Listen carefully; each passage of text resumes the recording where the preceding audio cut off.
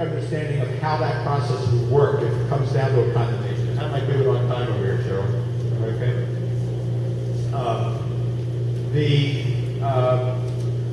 If they decide to condemn your property, they will probably initially approach you to see if they can work it out on a voluntary basis. They'll make you an offer, and you can negotiate with them just like you were somebody wanted to buy your property. And if you can reach a number that's agreeable to you and then you've got a deal.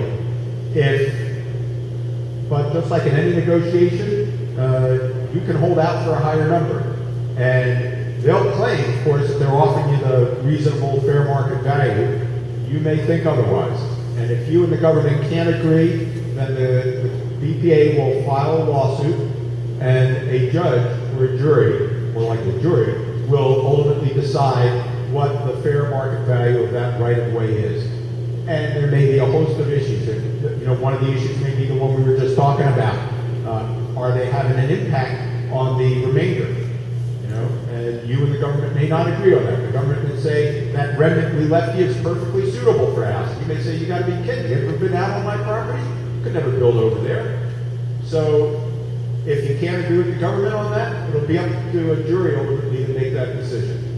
And so that's the litigation process we go through. In that lawsuit, there's almost no ability to challenge the BPA's right to condemn your property.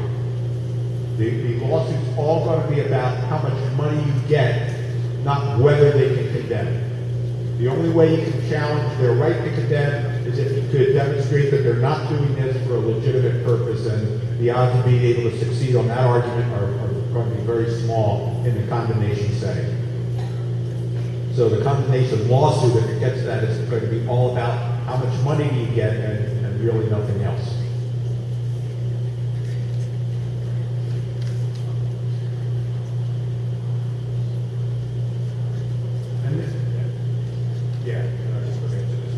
And then there was a question about the length of the time this whole thing is taking, basically being held hostage for 8 years with this uncertainty over your heads as to whether they're coming this way or not, and what rights, if any, do you have to tell the government, either make a decision or go away, but don't keep hanging the sword over my head.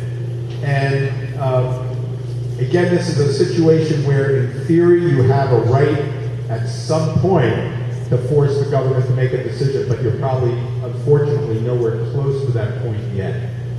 There have been a small number of cases where courts have basically told the government, you have, in effect, condemned this person's property. You've made it worthless because for the last 5 or 10 years, you've said you're going to condemn it, but you haven't yet done it. But you've rendered their property valueless because who's going to buy property that the government says they're about to condemn? They can't keep holding that sword over their head forever. But in this case, I would say that we're not close to that point. First of all, BPA hasn't said which route they're coming down yet. And BPA at this point could say, yeah, it's taken a long time, but this is a big project. There's a lot of different issues, and we're making reasonable progress. So ultimately, if this goes on too long, that's a possibility, but I don't think we're at that point now. So, good for now. Any other things you want me to cover? All right. And I guess I'll be back later, maybe to take some questions. Anybody along the history of the routes, does anybody have a quick question for David? We can have him go and come on up. We're going to do this, I almost said Jerry Springer style, so behave yourself. Thank you. You mentioned that the best action to prevent them coming through here is perhaps delaying action and challenging the adequacy of the EIS or the draft EIS. What other procedures can be taken to influence or maybe force them to go somewhere else, like use their existing easements? I mean, what else can be done except the delaying action of challenging the EIS? Well, there's the broader political operation, if you will, the whole idea about getting the U.S. senators, the governor, DNR, counties, chambers of commerce, neighbors, as broad of a coalition as you can get is a huge part of this, because EPA will stand up and listen to a large group and a coalition of groups much more than it will to any individual. That's a very major part of this. The other thing are in terms of legalities, to investigate what legal constraints there may be on the route, whether there's Clean Water Act issues, wetland issues, endangered species issues. There's a whole panoply of these laws that they have to comply with, and if you get an environmental researcher or a lawyer to look at these issues, they can figure out what these other issues may be. Go ahead. So along the same lines of your last comment there, it's really to BPA's benefit. I'm sorry, it's really to BPA's benefit to have so many lines proposed right now, because what's happening is there's factions splitting. The people in Vancouver, send it east because it doesn't bug us, but a smaller group. It's divide and conquer, exactly. So how do we, everybody that's on these lines anywhere, come collectively as a group, the BPA, say no, go somewhere, figure it out a different way? Is that even feasible? Well, that's the non-wire alternative, basically. Because if you say go somewhere else, then you've just created yet another faction. So the one common point that all the route opponents have is no route at all. And that's putting effort into supporting that non-wire alternative. And that's why in part why I started out by talking about that, because that's your best bet of avoiding the route through here, but also avoiding the fractions that you're dealing with at this time. Real quick, one last question. If they deselect a route, or let's say they go the non-wire route, all these routes have been proposed. Are all of our properties still kind of under siege from disclosure in the future that, hey, BPA was looking at this one time and it may come back, or does it just go away at that point? I think it pretty well goes away. You certainly don't have a legal obligation. If BPA makes a decision to go with the non-wire or some different route, you have no obligation in your real estate buying and selling to make that kind of disclosure that once upon a time they were looking at this one. No legal duty there. You mentioned that there's power in fact. If in fact we could prove, if there was a fact base, that people in close proximity to 500,000 volt lines can be injured, what kind of a legal challenge or could be mounted based on those facts? I would think that unfortunately, that the government would be able to say, well, that's a risk, and therefore your property is going to be worth less because your property is now located not next to just an unsightly power line, but a health risk. And so that makes your property less valuable because nobody wants to live next to a health risk. And so I think that information would help you on the valuation part.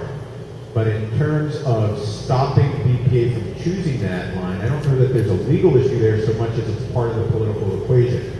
The BPA hopefully would give a lot of weight to that fact and would say, in balancing the things, there's risks everywhere.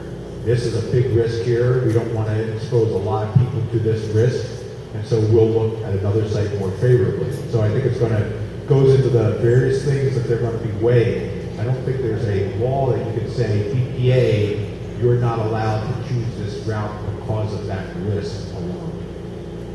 They could be held accountable. Well, you possibly have. So now let's fast forward. So let's go 15 years down the road, and they built that power line wherever they built it, and somebody who lives near the power line develops cancer, right? And they say, wait a second, I think this is cancer because of that power line. Very difficult case to prove. Very difficult, because while you may think that that's the case, anybody who knows, if you know much about cancers, and cancer's everywhere. And how can you prove that your cancer is from this and not from something else? The way you do it is through epidemiologists, and you may know about this. So you start looking for cancer clusters, and you say, okay, yeah, you're right. It's hard to prove where my cancer came from, but can you explain why there's 8 people with the exact same kind of cancer within a quarter mile of each other? So that's where you would start to get some traction in that kind of lawsuit. I lived on the west side of Portland, and several power lines out in that area. And behind my house, where I bought the first lot right up against one.